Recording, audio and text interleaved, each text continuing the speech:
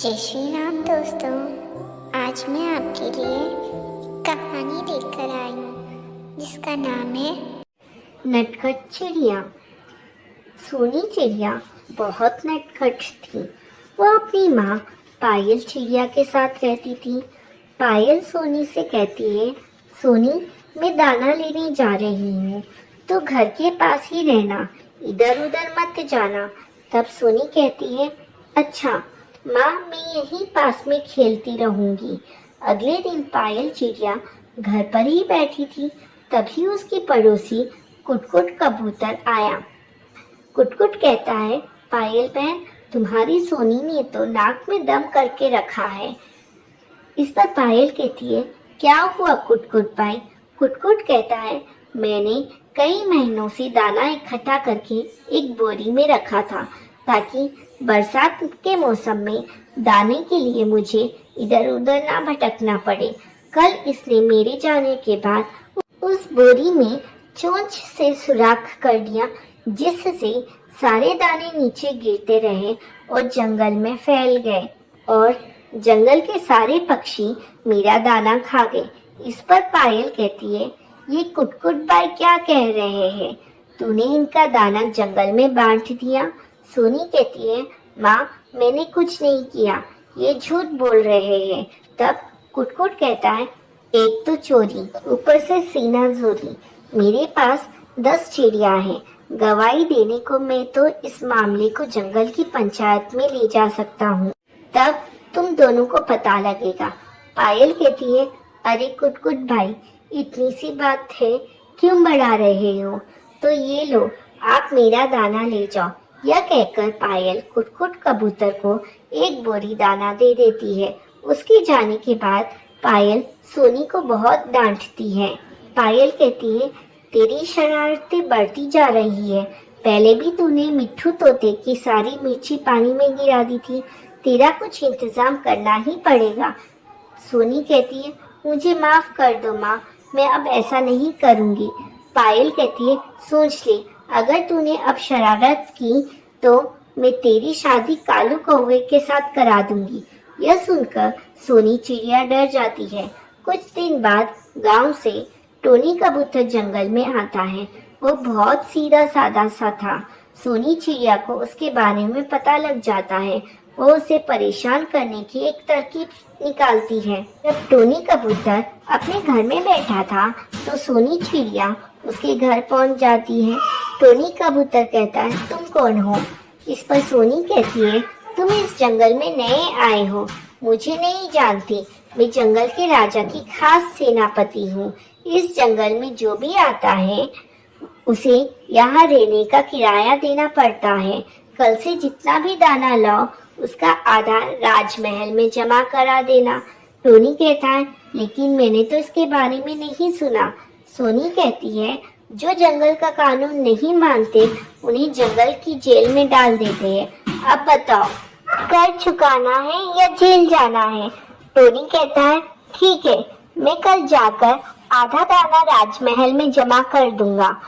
तब सोनी कहती है, नहीं, कल से हम खुद आकर ले जाएंगे। अगले दिन से सोनी चिड़िया हर दिन टोनी कबूतर से दाना लेकर अपने घर लाकर रख लेती है। इसी तरह कुछ दिन बीत गए। एक दिन टोनी कबूतर अपना घर छोड़कर जाने की तैयारी कर रहा था। तभी कुटकुट कबूतर उसके पास आकर जाने की वजह पूछता है। टोनी कबूतर उसे सारी बात बता देता है। उसके बाद दोनों पायल चिड़िया के घर पहुंच जाते हैं और सोनी की शिकायत करते हैं। पायल कहती है, हे भगवान, समझ नहीं आता इसका मैं क्या करूं। कुटकुट भाई आप ही कोई रास्ता बताओ। तब कुटकुट कहता है, बहन तुम मेरी मानो तो उसकी शादी कर दो, शादी के बाद उसमें समझदारी आ जाएगी। पायल कहती है, ठीक है भाई साहब, आज ही मैं इसकी शादी कालू कौवे से पक्की कर देती हूँ। इस पर कुटकुट कहता है, अरे बहन वो तो एक नंबर का मक्कार है, इससे पहले भी 2 शादी कर चुका है और दोनों चिड़ियों को मार पीट कर घर से निकाल चुका है। पायल कहती है, हे भगवान, मुझे तो ये सब पता ही नहीं था। भाई फिर आप ही कोई रिश्ता बताओ। कुटकुट कहता है, रिश्ता तो तुम्हारे सामने खड़ा है। ये टोनी कबूतर बहुत सीधा है, इसी से अपनी सोनी की शादी करा दो, दोनों बहुत सुखी रहेंगे। कुछ दिन बाद सोनी चिड़िया और टोनी कबूतर की शादी हो जाती है। शादी के बाद सोनी चिड़िया टोनी से माफी मांगती है और वो शरारत करना बंद कर देती है। दयालु भोला हाथी। एक बार की बात है, एक जंगल में एक हाथी रहता था जिसका नाम भोला था। वो बहुत ही दयालु था। भोला हाथी ने जंगली रास्ते पर गिरे हुए पेड़ों को रास्ते से हटाने का काम ले रखा था। बारिश और तेज आंधी की वजह से बहुत से पेड़ रास्ते पर गिर गए थे और उन्होंने रास्ते को बंद कर दिया था। भोला ने गिरे हुए पेड़ों को अपनी मजबूत सूंड से पकड़कर हटा दिया और उन्हें साइड में कर दिया था। अब वो उन्हें एक गड्ढा बनाकर एक बड़े गड्ढे में डालकर अपना काम खत्म करने जा रहा था। भोला हाथी का यह काम देखकर उसके पास ही खड़ा उसका साथी कालू भालू खुशी से बोला, शाबाश भोला, अपना काम खत्म कर ताकि हम जाकर अपनी मजदूरी ले सके और मजे कर सके। यह सुनकर भोला ने एक बड़ा सा गड्ढा उठाया और एक गड्ढे तक ले गया, लेकिन उसने गड्ढा गड्ढे में नहीं गिराया। उसके साथी कालू भालू ने इशारा किया कि गड्ढा फेंक दे, पर हाथी गड्ढे को अपनी सूंड में थामे खड़ा रहा। कालू गुस्से से चिल्लाया, लेकिन भोला खड़ा रहा। आखिर परेशान होकर कालू आगे बढ़ा और उसने गड्ढे के भीतर झांका तो उसे भोला हाथी के इस व्यवहार का कारण पता लगा। नीचे गड्ढे में एक हिरन का छोटा सा बच्चा मौजूद था। वो शायद उस गड्ढे में गिर गया था, लेकिन वो निकलने में असमर्थ था। भोला हाथी ने तुरंत ही अपनी सूंड में दबे लकड़ी के गड्ढे को एक तरफ रखा और अपनी सूंड से हिरन के बच्चे की तरफ बढ़ा दी। हिरन का बच्चा सूंड का सहारा पाकर उस गड्ढे से बाहर निकल आया। कालू भालू भोला की यह दयालुता देखकर उसे सराहे बिना ना रह सका। दोस्तों, इस कहानी से हमें यह सीख मिलती है कि दयालुता और सहानुभूति का सही समय पर किया गया कार्य किसी की जिंदगी बदल सकता है। हमें अपने आसपास की समस्याओं को समझने और दूसरों की मदद करने का प्रयास करना चाहिए। जय श्री कृष्णा। राधे राधे। एक गांव में एक लकड़हारा रहता था।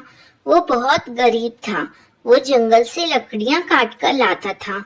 उन लकड़ियों को वो बाजार में बेचता, उसी से उसका गुजारा होता था। हर रोज की तरह उस दिन भी वो लकड़हारा जंगल में लकड़ियां काट रहा था। जिस पेड़ से वो लकड़ियां काट रहा था वह पेड़ नदी के किनारे था। लकड़ियों को काटते हुए अचानक लकड़हारे के हाथ से कुल्हाड़ी छूट गई। हाथ से छूटकर वो कुल्हाड़ी उस नदी में जा गिरी। वो नदी बहुत गहरी थी, इसलिए लकड़हारा उस नदी में जा नहीं सकता था। वो कुल्हाड़ी नदी में गिर जाने के कारण वो बहुत दुखी हुआ था। उसी दुख में वह नदी के किनारे बैठकर रोने लगा। इतने में नदी में से एक देवदूत बाहर आया। उसने उस लकड़हारे से उसकी परेशानी का कारण पूछा तो उसने सारी बात उस देवदूत को बता दी। लकड़हारे की बात को सुनकर वो देवदूत नदी के अंदर चला गया। कुछ क्षण बाद जब वो वापस आया तब उसके हाथ में एक सोने की कुल्हाड़ी थी। उसने कहा, लकड़हारे, यह लो अपनी कुल्हाड़ी जो नदी में गिर गई थी। लकड़हारे ने उस कुल्हाड़ी को देखा और कहा, यह मेरी कुल्हाड़ी नहीं है, मेरी कुल्हाड़ी तो लोहे की थी। देवदूत ने नदी में फिर डुबकी लगाई। इस बार वो एक लोहे की कुल्हाड़ी लेकर आया। लकड़हारे ने जब अपनी लोहे की कुल्हाड़ी देखी तो वह बहुत खुश होकर देवदूत से बोला, यही है मेरी कुल्हाड़ी, आपका बहुत बहुत धन्यवाद। आपने मेरी कुल्हाड़ी इस नदी से लाकर दी है। इसके बिना तो मैं कुछ काम भी नहीं कर सकता था। मेरे पास दूसरी कुल्हाड़ी लाने के पैसे भी नहीं थे। आपका बहुत बहुत शुक्रिया। देवदूत उस लकड़हारे की सच्चाई और ईमानदारी से बहुत खुश हुआ। उसने उसे लोहे के साथ साथ सोने और चांदी की दोनों कुल्हाड़ी भी लकड़हारे को दे दी। दोस्तों, हमें इस कहानी से यह सीख मिलती है कि हमें कभी भी लालच नहीं करना चाहिए, क्योंकि लालच इंसान को हमेशा गलत राह पर ले जाता है।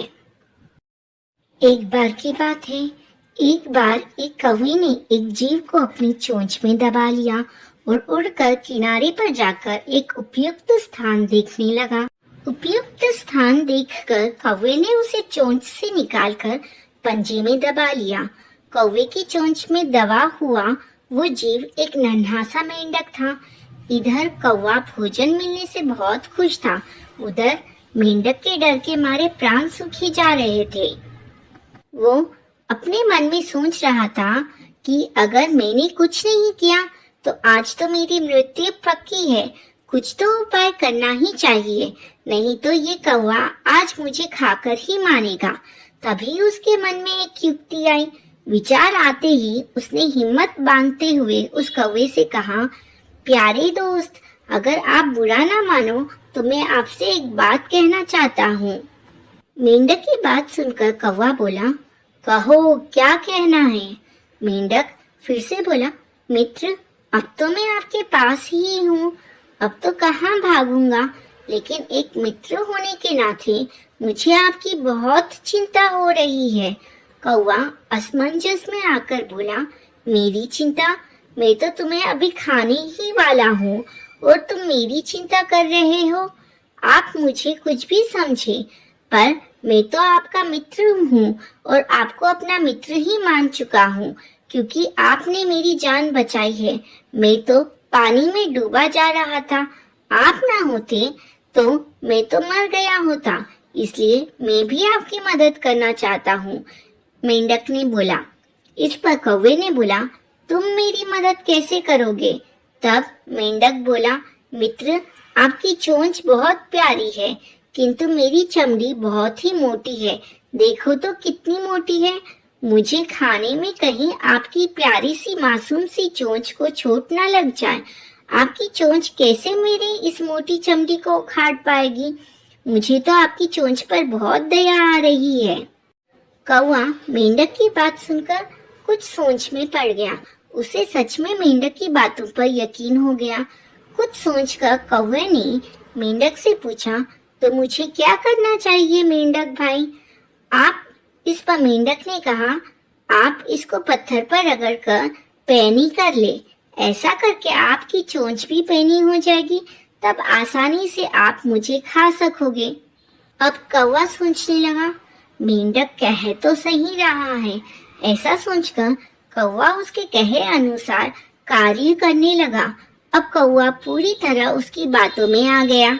उसने मेंढक को नीचे छोड़ा और पत्थर पर अपनी चोंच रगड़ने लगा। उधर कौवा अपनी चोंच को रगड़कर पैनी कर रहा था और उसका ध्यान अपनी चोंच पर ही था। ये देखते ही मेंढक उछलता हुआ पत्तों में छिप गया। जब तक कौवा कुछ कर पाता, तब तक तो मेंढक जा चुका था। कौवे ने मेंढक को हर तरफ देखा, लेकिन उसे मेंढक नहीं मिला, क्योंकि मेंढक वहां से जा चुका है। अब कौवा समझ गया कि मेंढक ने उसे बेवकूफ बनाया है और वो बन भी गया। मेंढक ने अपनी जान बचाने के लिए उसे बातों में फंसाया था। कौवा मायूस होकर सोचने लगा, गलती हमारी ही है, मैंने ही उस पर भरोसा करके गलती कर दी, साथ ही अपना भोजन भी गंवा दिया। दोस्तों, इस कहानी से हमें यह शिक्षा मिलती है कि हमें अपने लक्ष्य पर नजर गड़ाए रखनी चाहिए। छोटी सी भी गलती हमारे लक्ष्य को हमसे दूर कर सकती है। एक बार की बात है, किसी जंगल में एक हाथी रहा करता था। उसे अपने शरीर और अपनी ताकत का बहुत घमंड था। उसे रास्ते में जो भी जानवर मिलता वो उसे परेशान करता, वो डराकर भगा देता था। एक दिन वो कहीं जा रहा था। रास्ते में उसने एक पेड़ पर एक तोते को बैठा देखा और उससे अपने सामने झुकने के लिए बोला। तोते ने झुकने से मना कर दिया, तो गुस्से में आकर हाथी ने वो पेड़ ही उखाड़ दिया जिस पर तोता बैठा था। तोता उड़ गया और हाथी उसे देखकर हंसने लगा। फिर एक दिन हाथी नदी के किनारे पानी पीने के लिए गया। वहीं पर चींटियों का एक छोटा सा घर था। एक चींटी बड़ी मेहनत से अपने लिए खाना इकट्ठा कर रही थी। यह देख हाथी ने पूछा कि तुम क्या कर रही हो? तो चींटी ने कहा कि बरसात का मौसम आने से पहले अपने लिए भोजन जमा कर रही हूँ, ताकि बारिश का मौसम बिना किसी परेशानी से निकल जाए। यह सुनकर हाथी के मन में शरारत सूझी। उसने अपनी सूंड से पानी भरकर चींटी के ऊपर डाल दिया। पानी से चींटी का भोजन खराब हो गया और वो पूरी भीग गई। यह देखकर चींटी को बहुत गुस्सा आया और उसने घमंडी हाथी को सबक सिखाने की सोची। फिर एक दिन चींटी को मौका मिल ही गया कि वो हाथी को सबक सिखा सके। हाथी भोजन करके हरी घास पर सो रहा था। चींटी सोते हुए हाथी की सूंड में घुस गई और अंदर से उसे काटने लगी। जैसे ही चींटी ने हाथी को काटा, हाथी दर्द के मारे जोर जोर से रोने लगा और मदद के लिए पुकारने लगा। चींटी ने हाथी के रोने की आवाज सुनी और सूंड से बाहर निकल आई। हाथी उसे देखकर डर गया और अपने किए के लिए माफी मांगने लगा। जब चींटी को महसूस हुआ कि हाथी को अपनी गलती का एहसास हो गया है, तो उसने हाथी को माफ कर दिया। हाथी अब बिल्कुल बदल गया और उसने वादा किया कि अब वो किसी को भी नहीं सताएगा और हमेशा दूसरों की भी मदद करेगा। दोस्तों, इस कहानी से हमें यह सीख मिलती है कि हमें अपनी ताकत पर कभी घमंड नहीं करना चाहिए। अपनी ताकत के जोर पर दूसरों को परेशान करने की जगह हमें उनकी मदद करनी चाहिए। एक बार की बात है, दो चूहे बहुत अच्छे दोस्त थे। एक चूहा शहर में रहता था और दूसरा गांव में, लेकिन दोनों एक दूसरे की खबर वहां आने जाने वाले चूहों से लेते रहते थे। एक दिन शहर के चूहे को अपने दोस्त से मिलने का मन किया, तो उसने अपने गांव आने की बात अपने दोस्त के जरिए गांव वाले चूहे तक पहुंचा दी। गांव का चूहा अपने दोस्त की आने की खबर सुनकर काफी खुश हुआ। वो अपने दोस्त का स्वागत करने की तैयारी करने लगा। फिर वो दिन आया जब शहर का चूहा गांव अपने दोस्त से मिलने पहुंचा। गांव के चूहे ने अपने दोस्त का स्वागत बहुत खुशी से किया। दोनों ने खूब सारी बातें की। बातों बातों में गांव के चूहे ने कहा, शहर में तो बहुत प्रदूषण होता होगा ना, लेकिन यहाँ गांव का वातावरण काफी शुद्ध है। इन्हीं सब बातों पर चर्चा करने के बाद दोनों चूहों को भूख लगी। गांव के चूहे ने अपने दोस्त को बड़े प्यार से खाने को कुछ फल दिए, रोटी और दाल चावल परोसे। दोनों ने साथ बैठकर खूब मजे से खाने का आनंद लिया। खाने के बाद दोनों गांव की सैर पर निकल पड़े। उन दोनों ने गांव के खूबसूरत नजारे का आनंद लिया। गांव की हरियाली दिखाते वक्त गांव के चूहे ने शहर के चूहे से पूछा, क्या शहर में भी ऐसे ही हरे भरे नजारे हैं? शहर के चूहे ने इस बात का कोई जवाब नहीं दिया, लेकिन अपने दोस्त को शहर आने का निमंत्रण जरूर दिया। पूरे दिन की सैर के बाद दोनों चूहे रात को खाना खाने बैठे। गांव के चूहे ने फिर से अपने दोस्त को फल और अनाज खाने को दिए। दोनों ने खाना खाया और सोने चले गए। अगली सुबह गांव के चूहे ने अपने दोस्त को नाश्ते में फिर से वही फल और अनाज परोसे। यह देखकर शहर का चूहा चिढ़ गया। उसने चिढ़ते हुए गांव के चूहे को कहा, तुम्हारे यहाँ क्या हर रोज हर वक्त एक ही खाना खाया जाता है? क्या इन सब के अलावा कुछ और खाने को नहीं है क्या? शहर के चूहे ने अपने दोस्त को कहा, चलो इसी वक्त शहर चलो, वहाँ देखना कितनी आराम की जिंदगी है और कितने प्रकार की चीजें खाने के लिए है। गांव का चूहा अपने दोस्त के साथ चलने को तैयार हो गया। दोनों ही चूहे शहर की तरफ निकल पड़े। शहर पहुंचते पहुंचते रात हो गई। शहर का चूहा एक बड़े से घर में बिल में रहता था। उतना बड़ा घर देख गांव का चूहा आश्चर्यचकित रह गया। फिर उसने देखा टेबल पर कई तरह के खाद्य पदार्थ रखे हैं। दोनों चूहे खाने के लिए बैठ गए। गांव के चूहे ने पनीर का टुकड़ा चखा। उसे पनीर काफी पसंद आया और उसने तुरंत उसे चट कर दिया। अभी दोनों खाना खा ही रहे थे कि उन दोनों को बिल्ली की आवाज सुनाई दी। शहर के चूहे ने गांव के चूहे को तुरंत बिल में छुपने को कहा। उसने बोला, दोस्त जल्दी से बिल में छुपो, नहीं तो बिल्ली हमारा शिकार कर लेगी। वो दोनों दौड़कर बिल में छुप गए। गांव का चूहा काफी डर गया था। थोड़ी ही देर में बिल्ली वहां से चली गई और दोनों बाहर आ गए। शहर के चूहे ने गांव के चूहे को हिम्मत देते हुए कहा, अब कोई डर नहीं मित्र, वो बिल्ली जा चुकी है। ये सब तो जीवन का हिस्सा है, सामान्य बात है। इसके बाद दोनों ने फिर से भोजन करना शुरू किया। अभी गांव के चूहे ने ब्रेड खाना ही शुरू किया था कि दरवाजे पर आवाज हुई और एक लड़का एक बड़े से कुत्ते के साथ अंदर आने लगा। गांव के चूहे को डर और बढ़ गया और उसने इसके बारे में शहर के चूहे से पूछा। शहर के चूहे ने गांव के चूहे को पहले बिल में छुपने को कहा, फिर बिल में छुपे रहते हुए गांव के चूहे को बताया कि वो कुत्ता घर के मालिक का है जो हमेशा यहाँ रहता है। कुत्ते के जाने के बाद दोनों चूहे बिल से बाहर आए। इस बार गांव का चूहा पहले से भी ज्यादा डरा हुआ था। शहर का चूहा गांव के चूहे से कुछ कहता उससे पहले ही गांव के चूहे ने जाने के लिए इजाजत मांगी।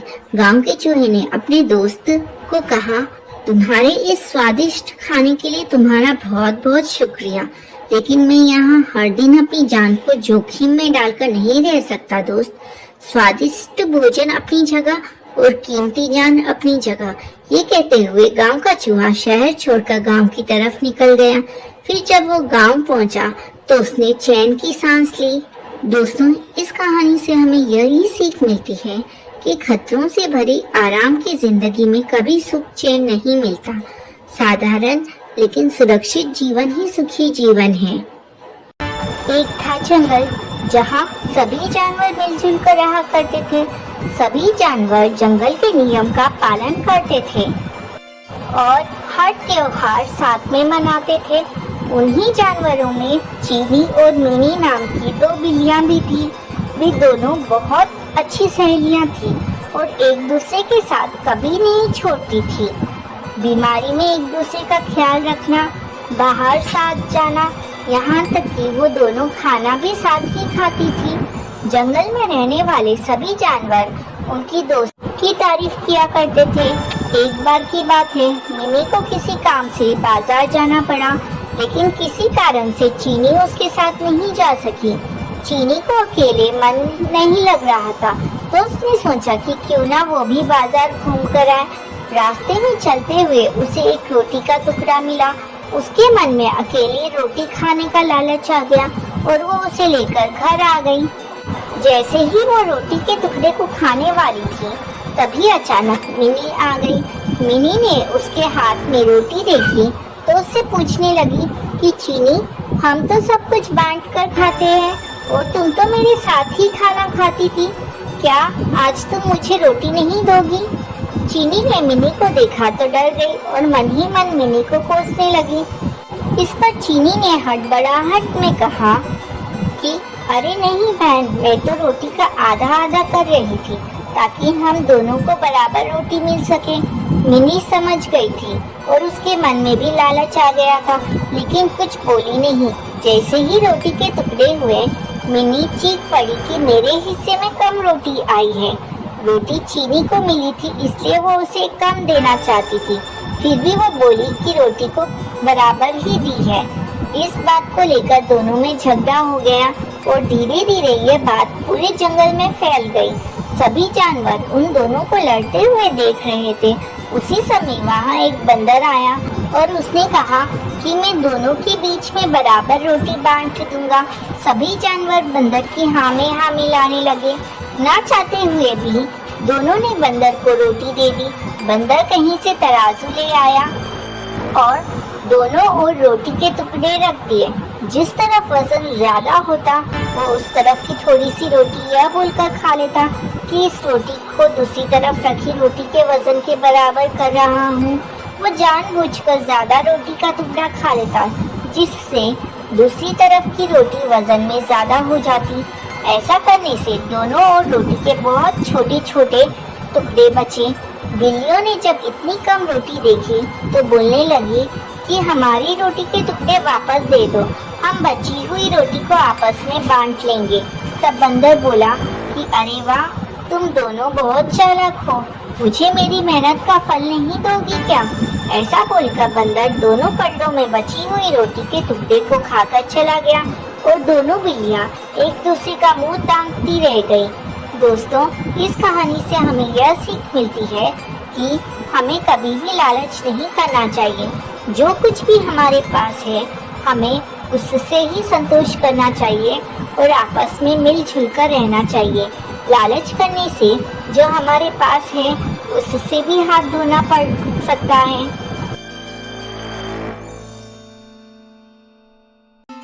बहुत समय पहले की बात है, किसी घने जंगल में पक्षियों की सभा लगा करती थी। जानवर अपनी परेशानी राजा को बताते थे और राजा उसका हल निकालते थे। लेकिन एक जंगल ऐसा भी था जिसका राजा गरुड़ सिर्फ भगवान विष्णु की भक्ति में लीन रहता था। इससे परेशान होकर हंस, तोता, कोयल और कबूतर जैसे तमाम पक्षियों में एक आम सभा बुलाई। सभा में सभी पक्षियों ने एक स्वर में कहा कि हमारे राजा गरुड़ हमारी ओर ध्यान ही नहीं देते। तभी मोर ने कहा कि हमें अपनी परेशानियों को लेकर विष्णु लोक जाना पड़ता है। सभी जानवरों की दुर्गति हो रही है, लेकिन हमारे राजा को कोई फर्क नहीं पड़ता। उसी वक्त हुदहुद चिड़िया ने एक नया राजा बनाने का प्रस्ताव रखा। कोयल ने कुहू कुहू और मुर्गे ने कुकड़ू की आवाज निकालकर इसका समर्थन किया। इस तरह घंटों चली सभा में परेशान पक्षियों ने आम सहमति से एक नया राजा चुनने का फैसला किया। अब राजा को चुनने के लिए रोज बैठक होने लगी।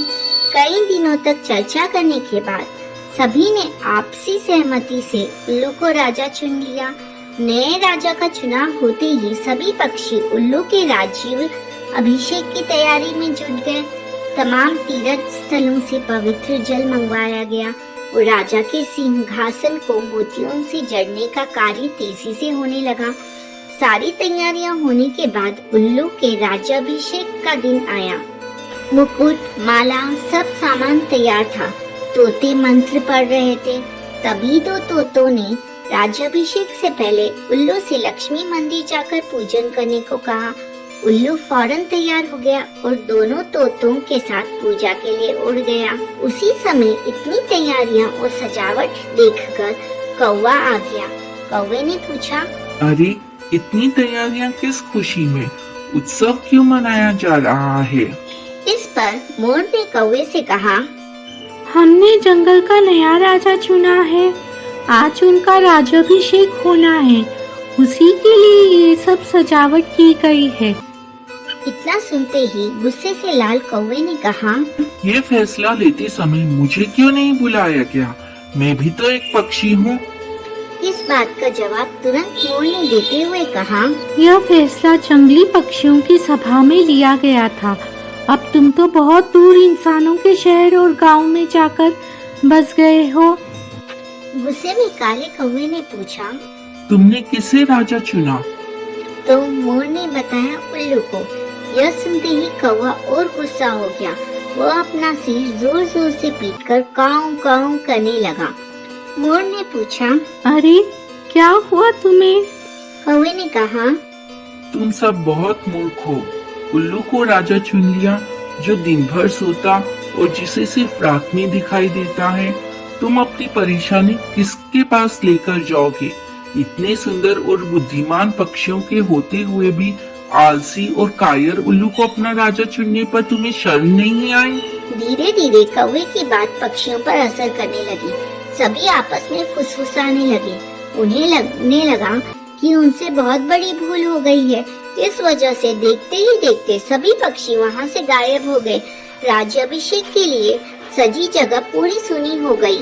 अब जैसे ही उल्लू और दो तोते वापस आए तो उन्होंने जगह को सूना पाया।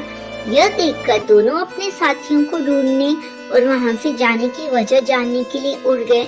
वहीं उल्लू को कुछ दिख तो रहा नहीं था, इसलिए उसे कुछ पता नहीं चला और वो राज्याभिषेक के लिए तैयार होने लगा। लेकिन चारों तरफ शांति होने से उसे शक हुआ। उल्लू जोर से चिल्लाया, कहाँ गए सब?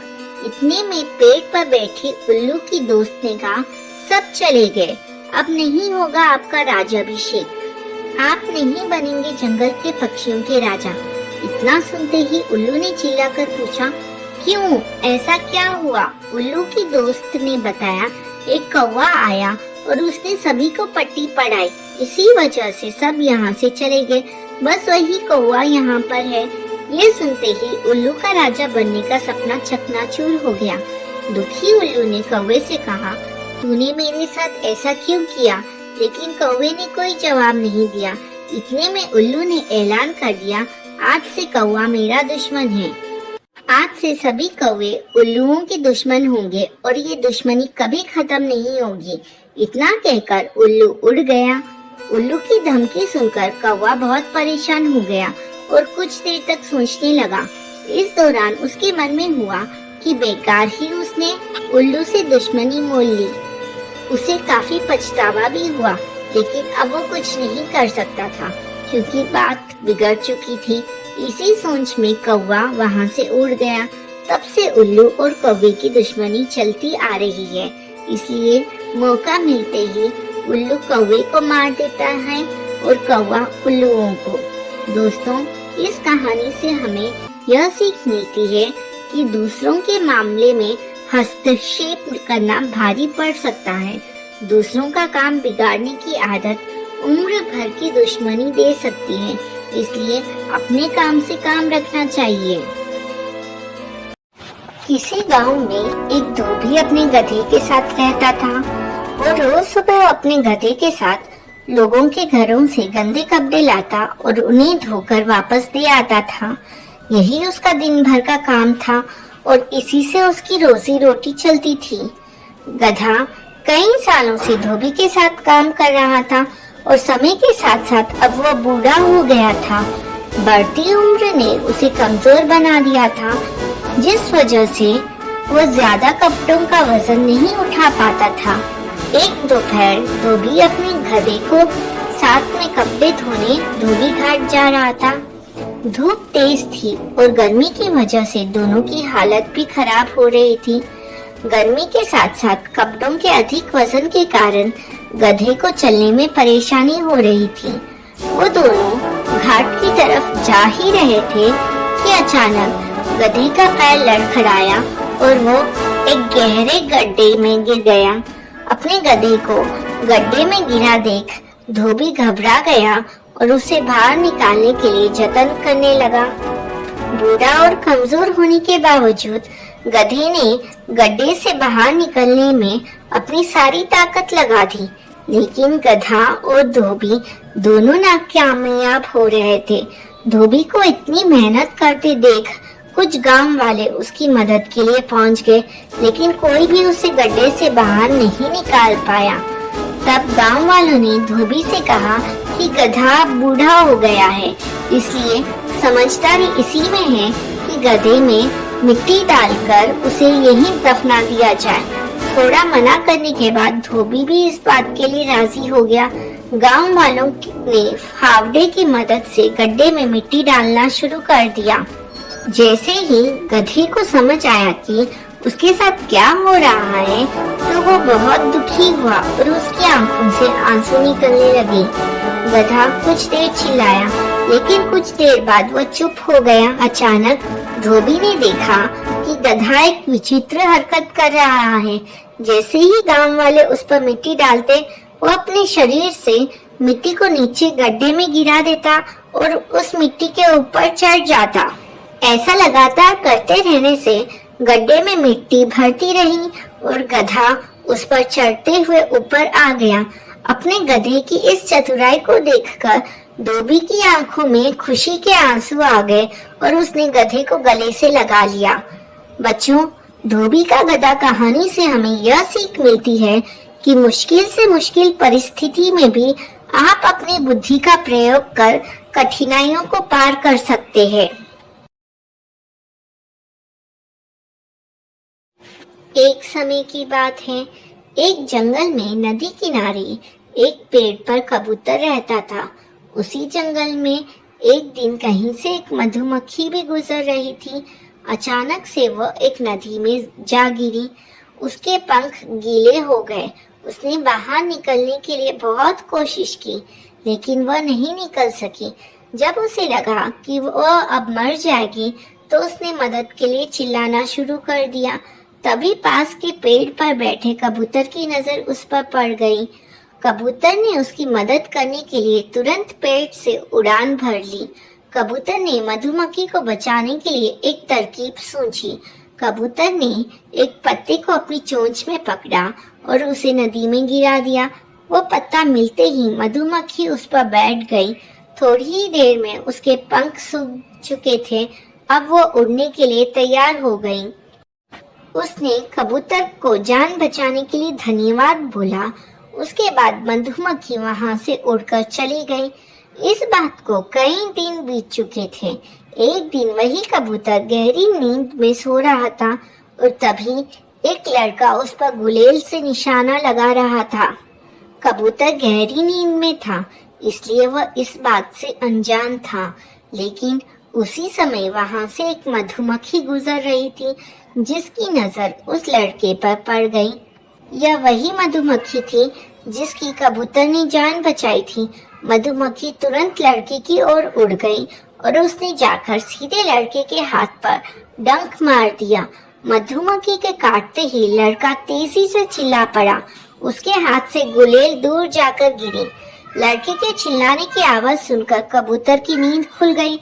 वो मधुमक्खी के कारण सुरक्षित बच गया था।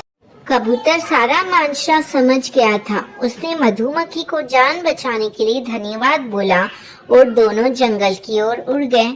दोस्तों, इस कहानी से यह सीख मिलती है कि हमें मुसीबत में फंसे व्यक्ति की मदद जरूर करनी चाहिए। इससे हमें भविष्य में इसके अच्छे परिणाम जरूर मिलते हैं।